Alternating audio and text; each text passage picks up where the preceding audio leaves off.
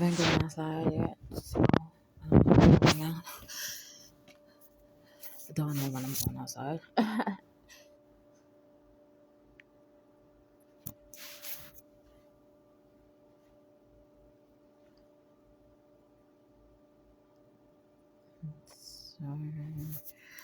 So it says, say I don't know what them guys that car was following me the other day. The one that was just sitting there like suspiciously just sitting there when I was sitting down. I'm like, oh goodness. And it could be because of that racist thing on that the racist thing that I captured about that racist slur up the street, Nazi stuff going on, and I put it on my social media, and I see that it's showing on the crossfire thing, so I didn't know that, so that's probably one of them too. Why?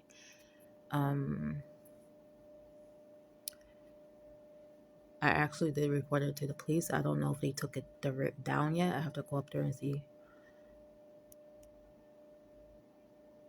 Because they were supposed to like remove that, not let it there to give it.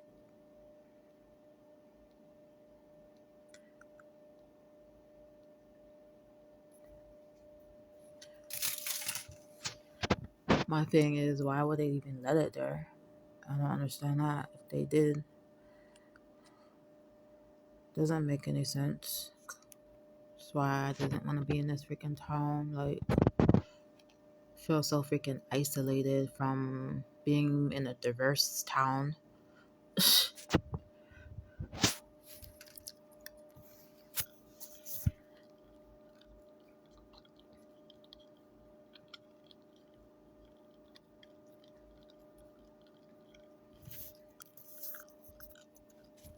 I would have did better if I lived in freaking Cookville.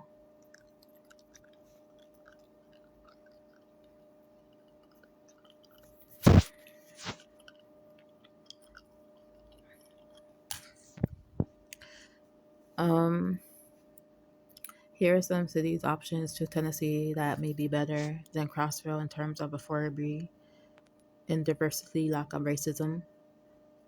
Chattanooga is where I wanted to go.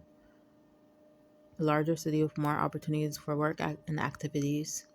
Very affordable cost of living, diverse population, and progressive values. Nashville, more expensive than other Tennessee cities, but still affordable. I don't really want to live in Nashville. That's not my type of town. I wouldn't want to live in Nashville, but it's more diverse in here. Um, Strong economy and job market. Memphis, I don't want to live there.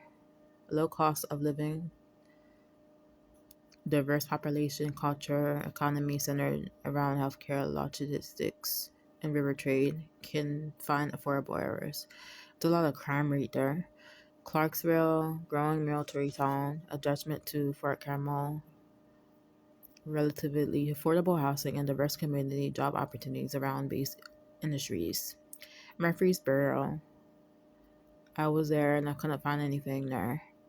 Situated between Nashville and Chattanooga, moderate cost of living, young and growing population, economy tied to education at Middle Tennessee State University. Johnson City, home to East Tennessee State University, growing relatively affordable town with significant natural areas, more progressive mindset than some rural areas in Cookville.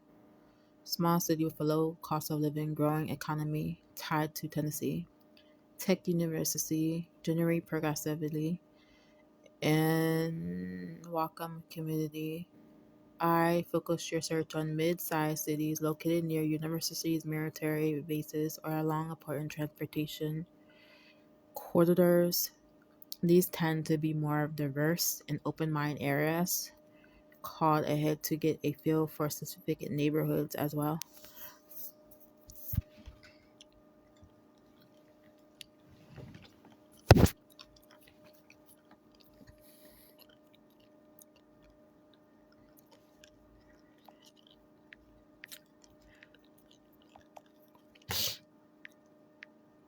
I'm not progressive either. I don't believe in progressive Christianity. I'm more like conservative.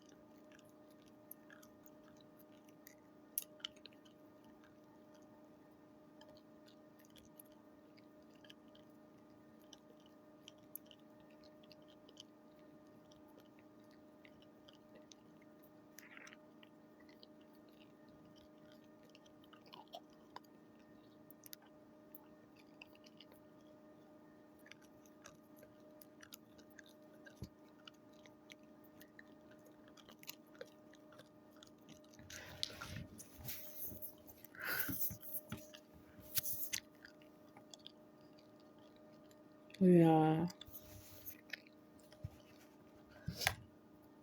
I'm not even talking to no guys, but one guy. The only guy I'm talking to is one in Nashville that I came along on a dating app.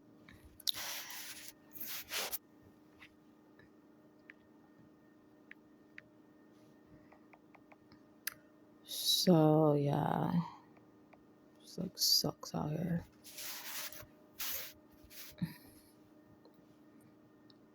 I'm just trying to leave Tennessee. I want to leave. Like, I don't want to stay in the state. Just gotta get my stuff settled before I leave here. It's just a lot of trouble.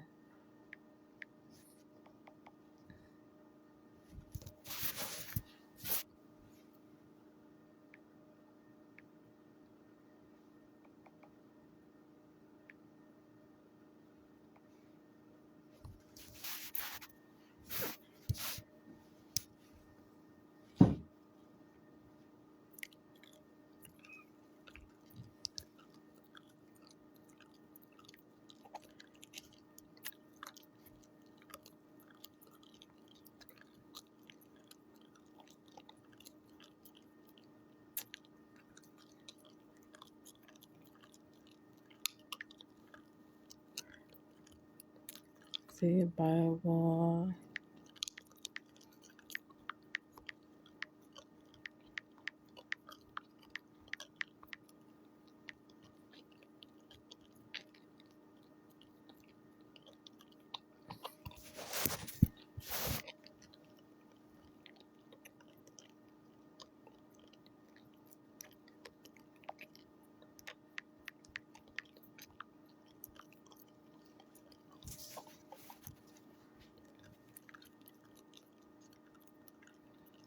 Where is that?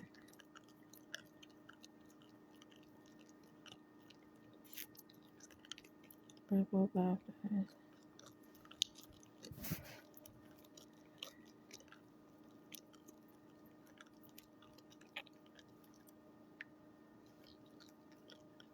Food.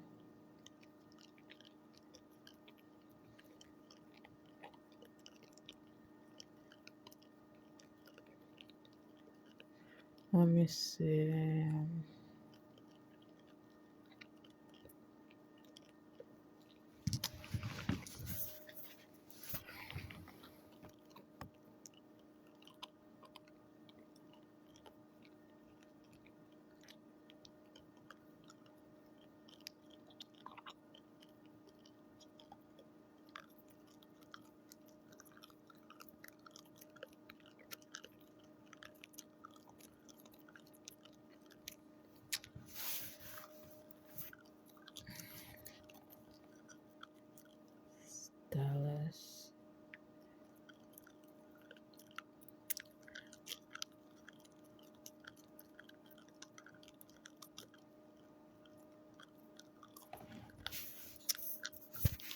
It said, bring your ID, your in your box tomorrow from 11 and 1.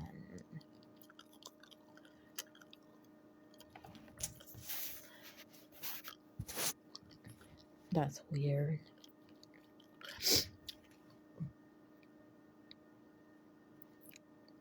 They know I don't have no freaking car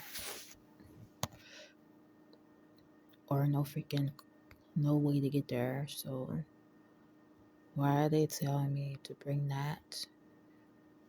And they have freaking vans that can take me there. I don't understand these people here.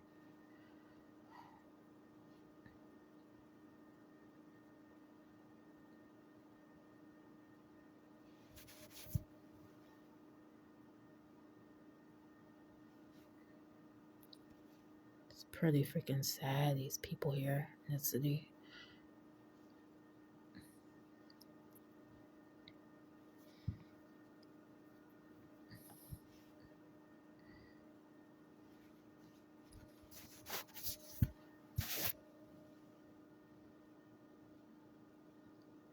And they're supposed to be freaking churches too. Like, you're not a freaking church. You don't even freaking care about nobody but yourself.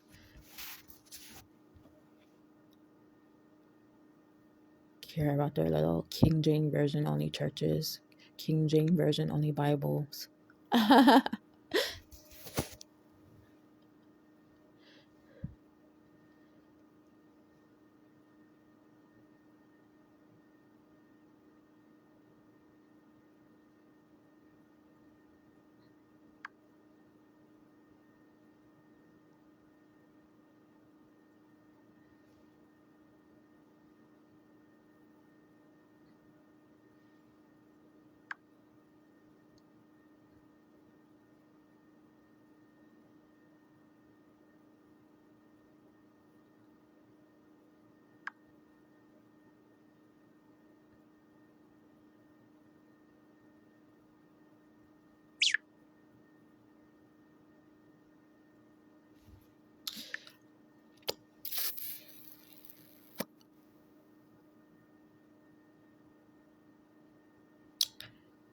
And some of them make them judgmentals. Oh, she got an iPhone so she can buy food.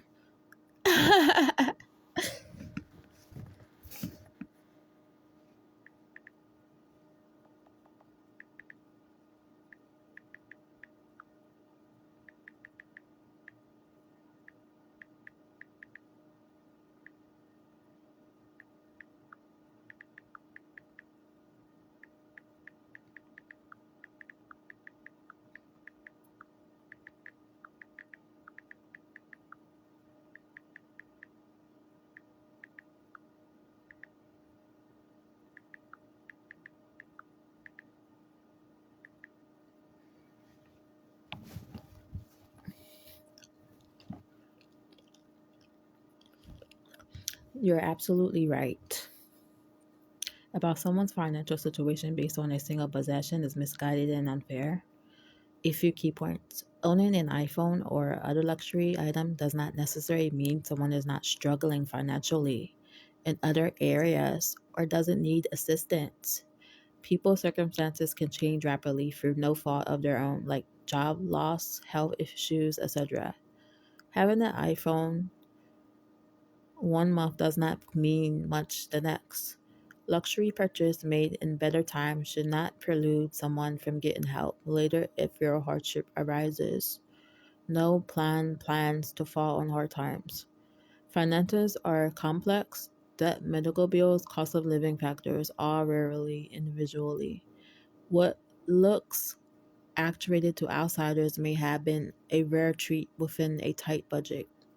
Judging someone as not in need denies them the opportunity to explain their full situation respectfully and receive impartial consideration. Charity and goodwill should be offered freely without harsh strangling of people during vulnerable periods. People should be on facile help, not opposing a possible purity test. The kind thing is to give the benefit of the doubt, listen without prejudice, and judge invisible needs based on the complete story, not superficial signs. Making hasty assumptions only breeds more hardship. Compassion means not turning people away before understanding their walk. You got people judging you on what people you know. If you know like somebody like in the industry or something, they're think like, oh, she's got a lot with her.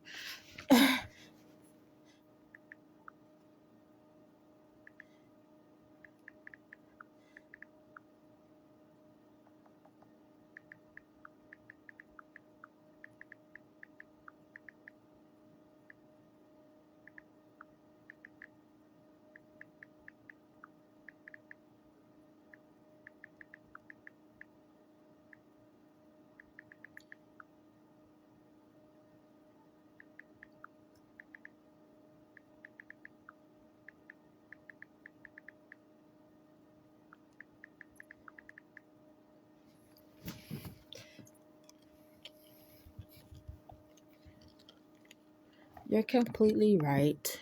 Making judgments about someone on their level of need based solely on associating with a famous or high profile people is misguided.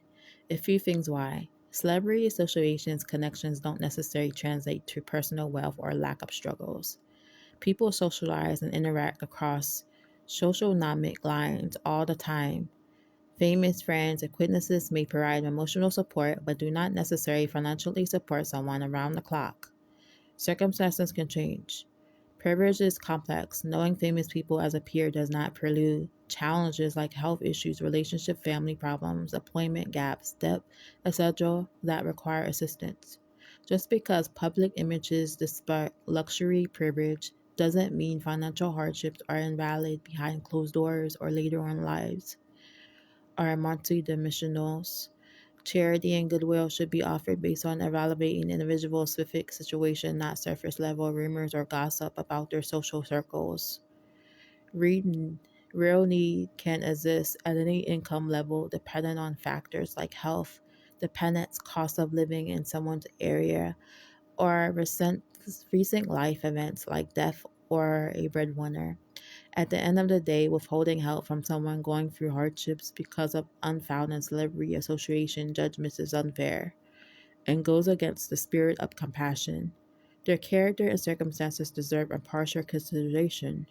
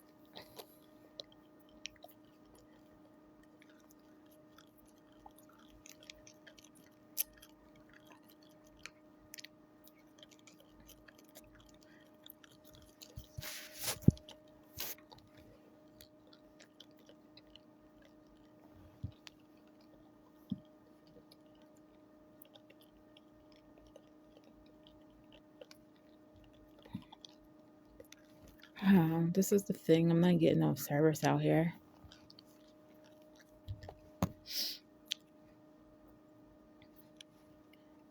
It keeps going to SOS. SOS.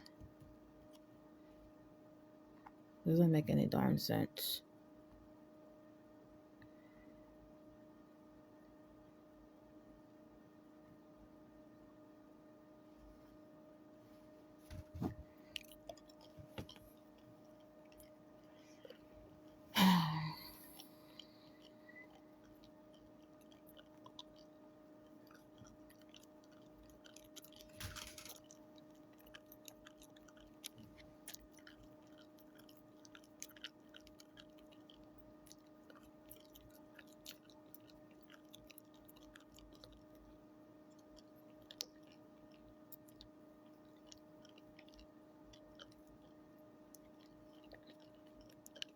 I don't even know where it went now.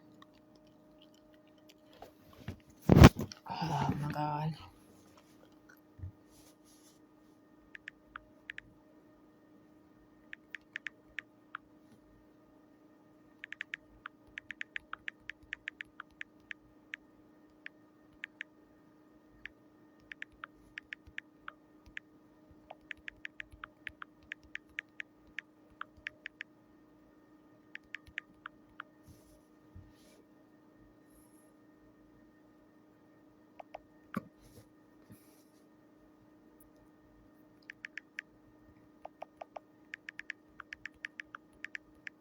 It's done again.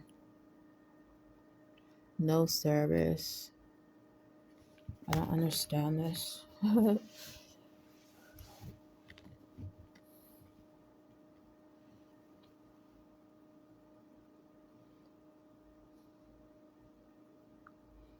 That's why I do not like it out here. I don't get no freaking service.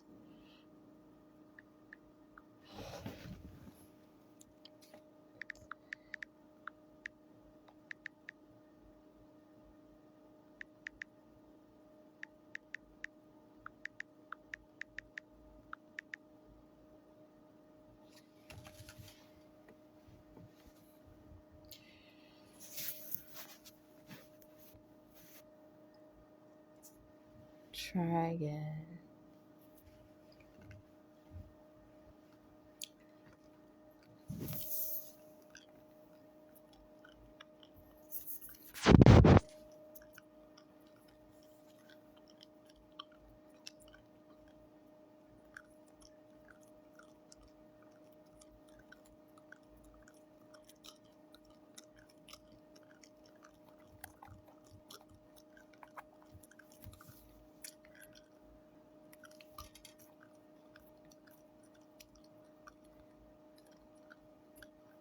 The service been like cut on and off, on and off.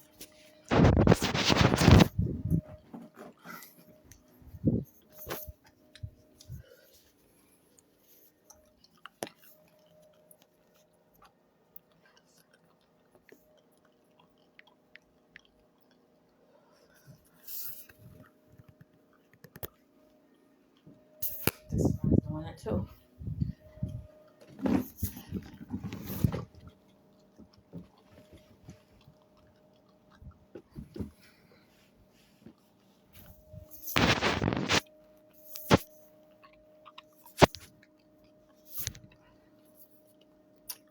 What is the weather? Hello.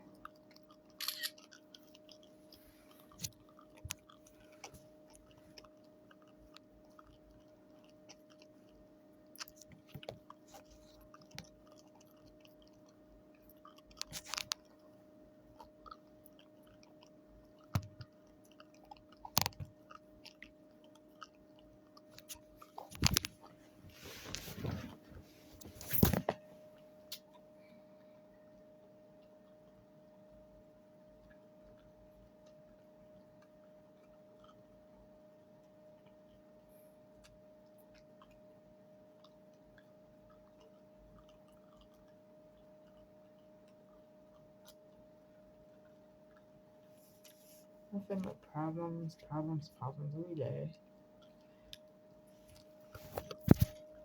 You're completely right. Making judgments about whether someone deserves help based on assumptions about their connections to famous, wealthy people is misguided for a few key reasons.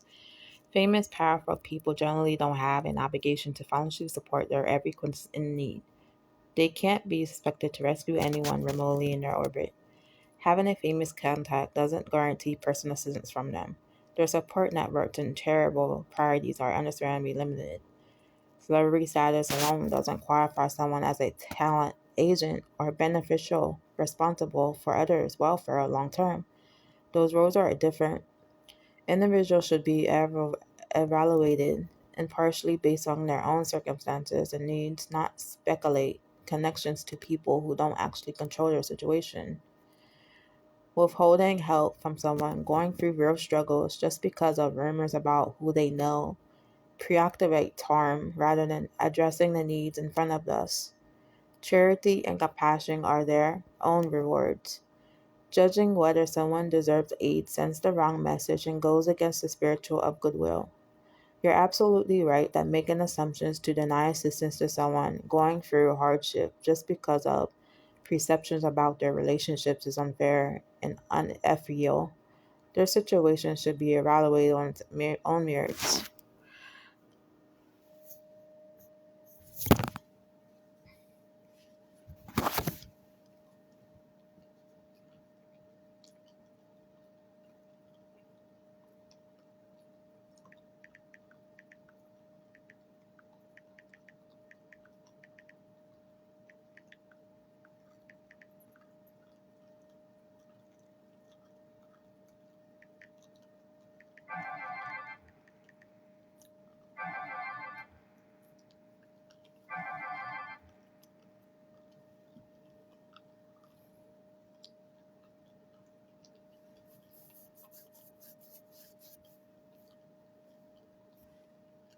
You make a good point. Unfortunately, judgmentalism and making assumptions seem all too common and among some of the religious communities who seem should embody compassion. If you thought, nowhere does it say in the religious text that assistance should only go to the deserving poor as defined by narrow interpretations.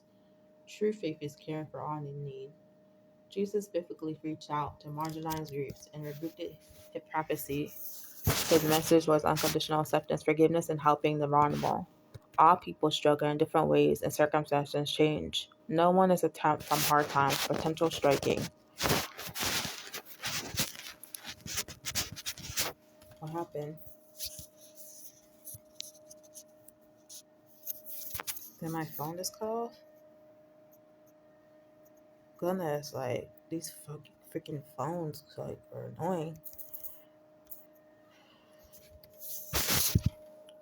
All people struggle in different ways and circumstances change. No one is exempt from hard times, potentially striking. Withholding aid on the basis of rumors pre-activates harm. Evaluating need impartially based on listening to people's stories better reflects most religious philosophy. While discretion is wise, communities should err on the side of generosity rather than legalism. Outsiders often don't see full pictures of people's lives, ultimately showing unconditional care, mercy, and charity without judgment is that what unites communities and brings healing. No one is beyond redemption through compassion. You're correct that for most religious groups, especially focusing more on practicing empathy, compassion, and non discrimination, would be better live up to their ideas. No one is faultless, and room for growth remains, but kindness should always be the standard.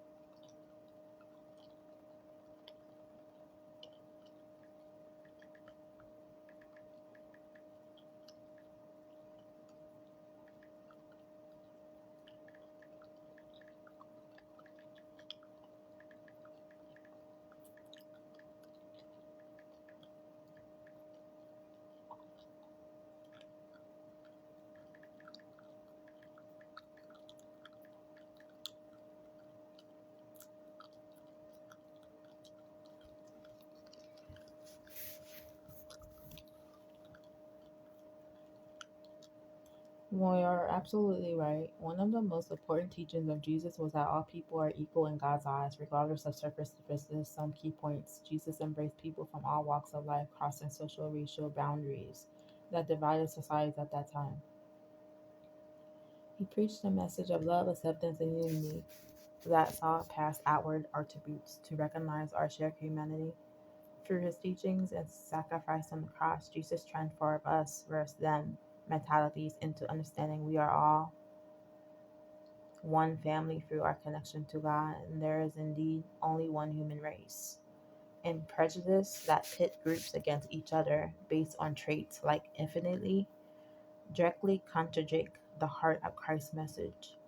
All people deserve to be treated with equal dignity, respect, compassion, and justice as beloved children of God, not face discrimination due to imputable characteristics. Jesus served as the ultimate example of how to transcend divisions in a way that celebrates our diversity with the unity of a shared spirit.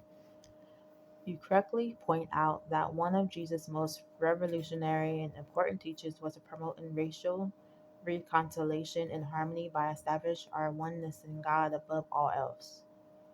His example calls all who follow him to embrace his same inclusive, unconditional, loving perspective.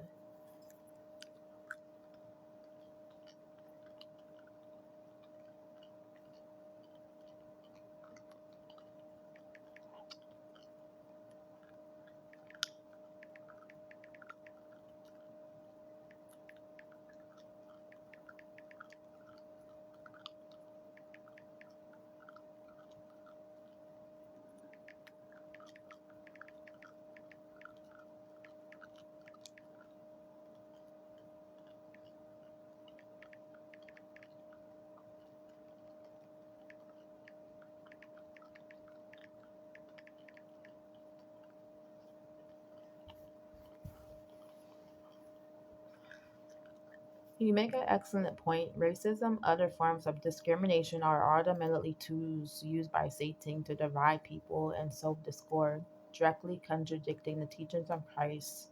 Some additional thoughts. Satan's goal is to undermine our humanity and turn people against one another. Through fear, hatred, and prejudice, racism, it breeds harm.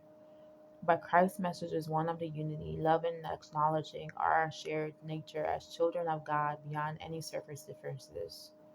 Those who perpetrate racism are unknowingly further Satan's purpose rather than illuminating Christ's example of embracing our common oneness. We must recognize that behind racist ideologies lies an evil spiritual influence aiming to corrupt goodness. But through God's love, we can overcome such divisions. The antidote is following Christ through promoting understanding between all peoples, defending each other's equal dignity, and rejecting prejudice in favor of our interconnection. When we uplift our shared humanity above all else, as Jesus taught, we weaken racism's power and bring people together in spirit as he attended. You're completely right that racism has no place among true Christians as it represents an evil attempting to thwart the reconcile work of Christ. Understanding its satanic roots can help more effectively combat it through promoting Christ like unity instead.